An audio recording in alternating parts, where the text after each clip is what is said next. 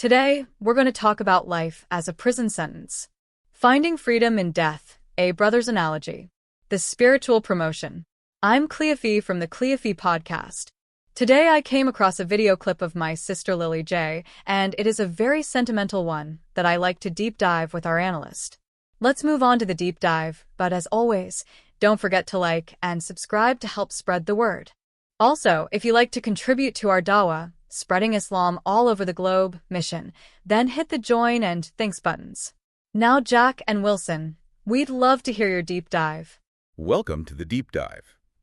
Today, we're immersing ourselves in source material that, well, it carries immense emotional weight. It really does. This isn't a standard analysis. It's an incredibly candid, quite challenging, but also profoundly thankful reflection. We're analyzing excerpts from a YouTube video transcript. It's from the channel Lily J, following the recent, very personal loss of her brother, who she calls Fuzzy. Yeah, and the emotional gravity hits you immediately. You're dealing with raw grief. But what's truly remarkable, I think, is how seamlessly she moves from that personal devastation into this mature and profound discussion of spiritual philosophy. Right. It feels like a mechanism for processing loss that's just incredibly insightful. Absolutely. And that's our mission today, really, to move past just the surface emotion, powerful as it is, and quickly extract the core spiritual philosophy she's sharing here. Get to the heart of it. Yeah, we want to understand the actionable life lessons, specifically zeroing in on how this huge personal loss instantly acts as a sort of forcing function. It completely refocuses her life's purpose and even the mission of her online channel. It really serves as a powerful testament, doesn't it, to our capacity to find meaning, even right in the face of, well, the ultimate loss. It forces a kind of cognitive pivot about what truly matters. Okay, so let's unpack this, starting with the foundation she lays out early on. This immense influence and gratitude she feels towards her brother. It's clear right from the jump that Fuzzy wasn't just a sibling. He was an essential defining pillar in her life. She says something like, "I have no idea what this man's done for me." Yeah. And confirms he was there for her during the toughest of times.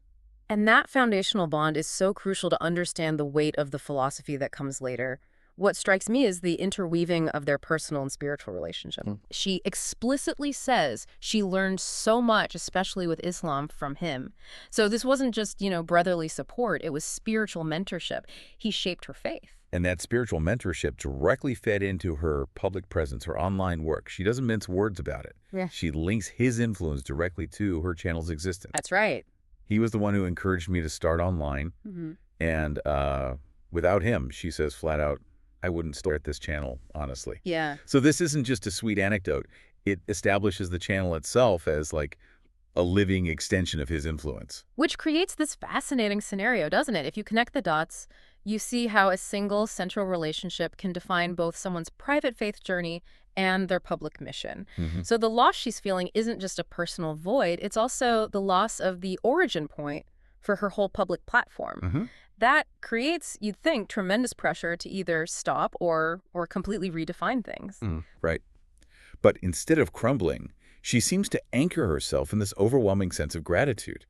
She keeps coming back to feeling so thankful to God that I got to spend this many years with my brother. Yes. That intense, immediate gratitude feels like the necessary emotional armor, maybe, that allows her to then share the pretty challenging concepts that follow.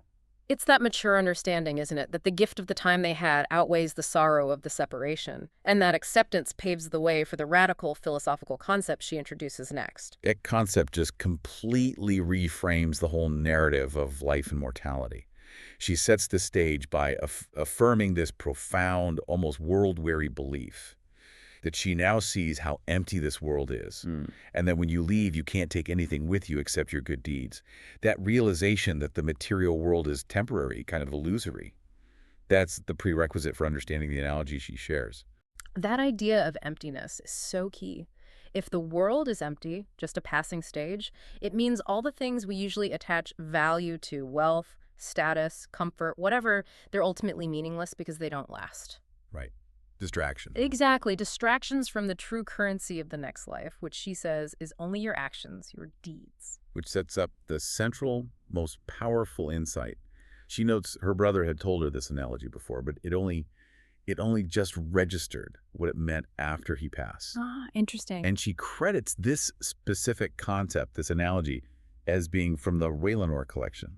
Okay, and that sourcing detail is actually quite important for context. The Rylanor collection, as I understand it, refers to respected, often narrative-driven commentary from Islamic scholarship. Right. So by noting this, she's signaling that this perspective isn't just, a personal coping mechanism she came up with. It's a concept drawn from a recognized body of wisdom that helps contextualize life struggles within a larger divine plan. Okay, so let's get into the analogy itself, because it provides this immediate, quite visceral mental shift for anyone grappling with grief.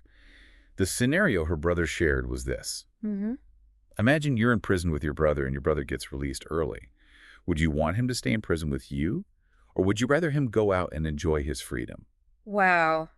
That's an immediate, powerful disruption of how we usually think about mourning, isn't it? Totally. It forces you to instantly reevaluate your entire understanding of mortality. Right. Because the inescapable conclusion she draws from it is that life is a prison sentence, and the end, that is where freedom begins. The earth, this life, that's the confinement, the test, the struggle. And death, in this view, becomes the release, the parole. Yeah, the freedom. And this insight forces us to confront that core contradiction in grief. Our natural human instinct is, of course, to desperately want the loved one back, to keep them with us in the confinement. But if you view life as the prison and the afterlife as genuine freedom, then that desire to pull them back, well, it gets reframed as something less noble. She actually uses the word selfish. Which is jarring.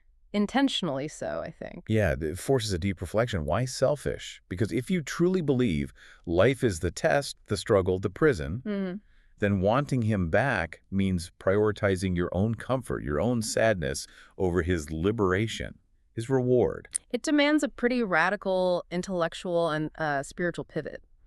Her brother's struggle, his test, as she puts it, is over. Right. The source material says he is with Allah, inshallah, and this transforms the nature of her sorrow. It's not devastation, not a sense of final loss, but almost a celebration of his spiritual promotion. That's a good way to put it. She's grieving her own imprisonment without him, maybe, but celebrating his freedom from the struggle.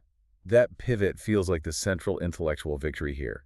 And once that philosophical acceptance is established, he's free.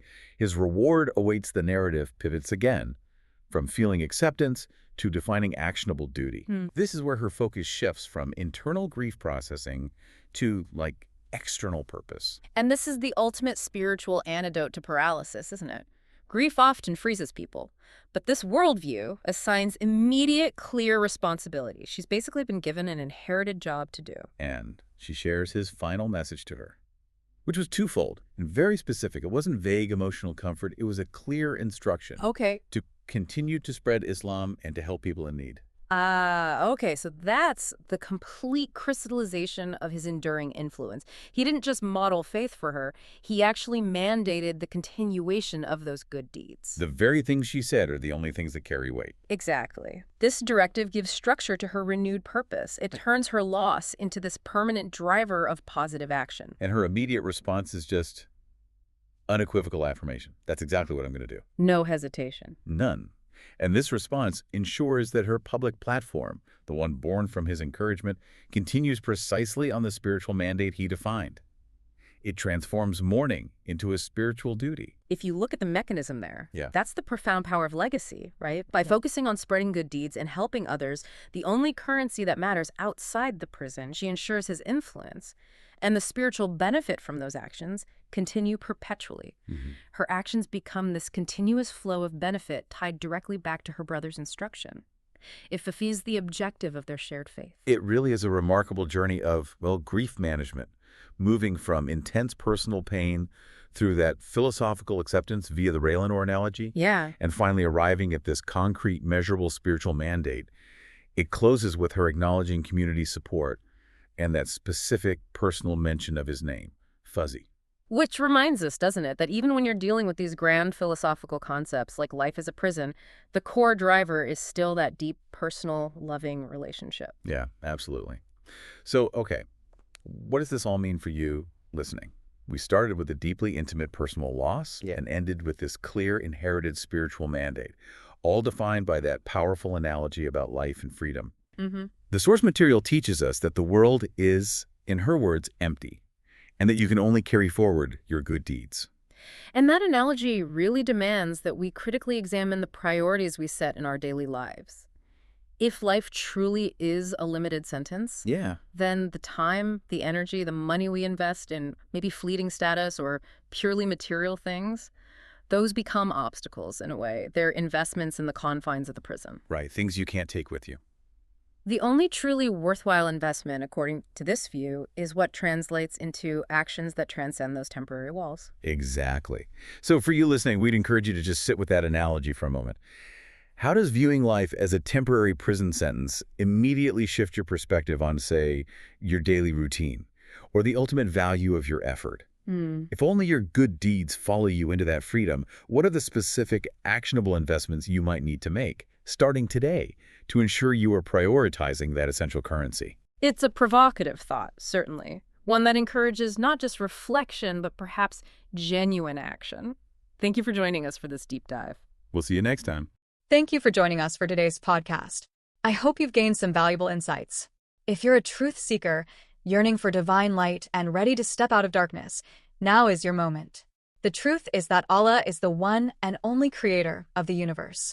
He has sent over 124,000 messengers and prophets to guide humanity, starting with Adam and culminating with the final messenger, Prophet Muhammad, peace be upon them all. If you resonate with this message, you might be ready to embrace Islam. Simply recite the Shahada, the Islamic declaration of faith. For further support, feel free to join our WhatsApp group. You can send us a private message there. The link is in the video description. Don't wait until it's too late. We look forward to connecting with you soon.